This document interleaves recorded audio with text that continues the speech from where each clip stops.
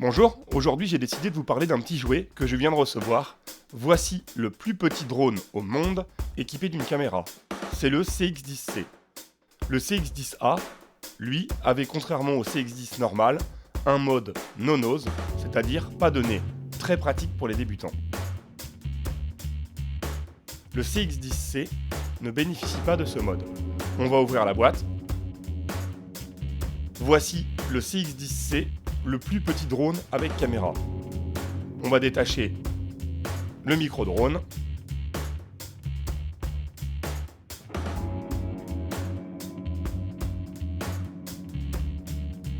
Il est vraiment minuscule, c'est impressionnant.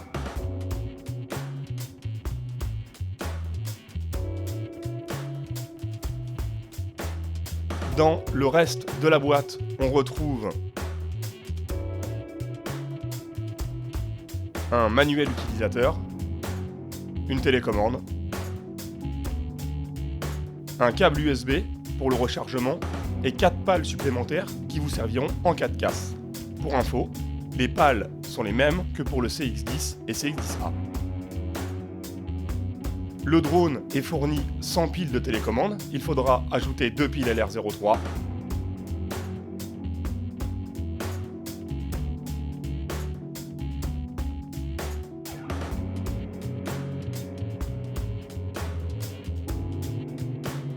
Pour faire une petite comparaison entre le CX-10A et le CX-10C, on remarque que le CX-10C est plus haut et que la coque est plus grosse que le CX-10A. La batterie est plus importante. Les pieds sous les moteurs sont plus hauts car la batterie dépasse sous le drone. Sur le dessous, on voit bien que la batterie est plus grosse.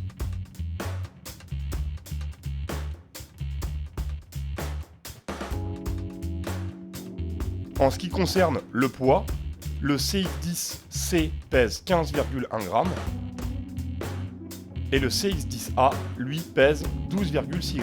La différence est peu importante, mais pour un micro-drone, 2,5 g en termes de pilotage, cela se ressent. Pour conclure la comparaison, le CX-10A reste beaucoup plus léger, donc beaucoup plus maniable. Pour le CX-10C, la caméra est quand même impressionnante. Dommage de ne pas avoir le mode no-nose comme le CX-10A. Sur le CX-10C en façade ici, on retrouve l'objectif de la caméra qui fait 0,3 mégapixels. Cela me paraît faible, mais correct compte tenu de la taille du micro-drone. Sur le côté gauche, toujours l'interrupteur et la prise de charge. La batterie passe à 120 mAh pour compenser la perte d'autonomie due à la caméra. Sur le côté droit, un lecteur de carte micro SD. On va donc ajouter une carte. La durée de vol est d'environ 5 minutes.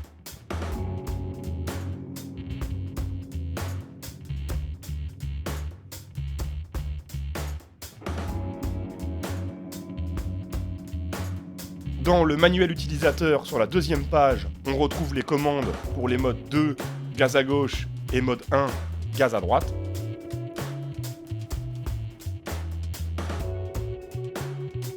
Et on retrouve aussi quelques infos sur la sécurité. Sur la troisième page, la mise en place des batteries,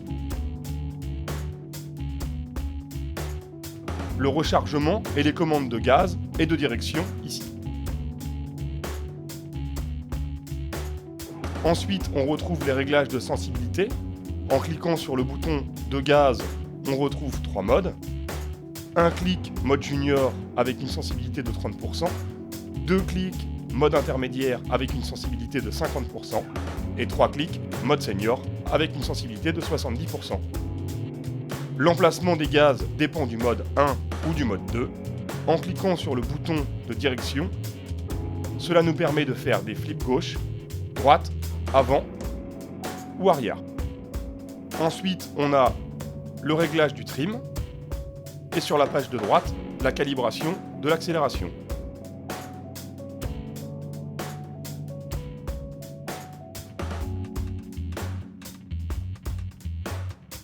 En résumé, pour le mode 2, avec le bouton de gauche, d'avant en arrière, c'est l'accélération. De droite et de gauche, c'est la rotation du quad sur lui-même, comme ceci. Pour le bouton de droite, droite, aller à droite, gauche, aller à gauche. avant aller en avant et arrière aller en arrière. Le petit bouton du milieu permet le réglage de la trim.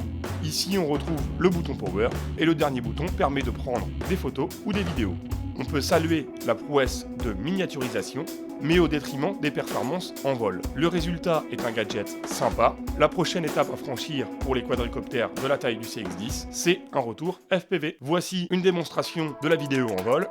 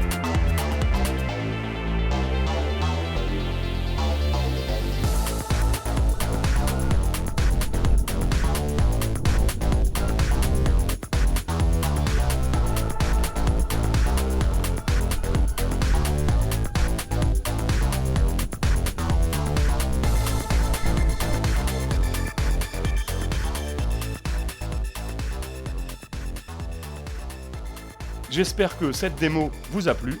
N'hésitez pas à jeter un œil à ma chaîne YouTube ou à regarder les vidéos ci-dessous. Prenez soin de vous. Abonnez-vous. À plus. Oh la misère.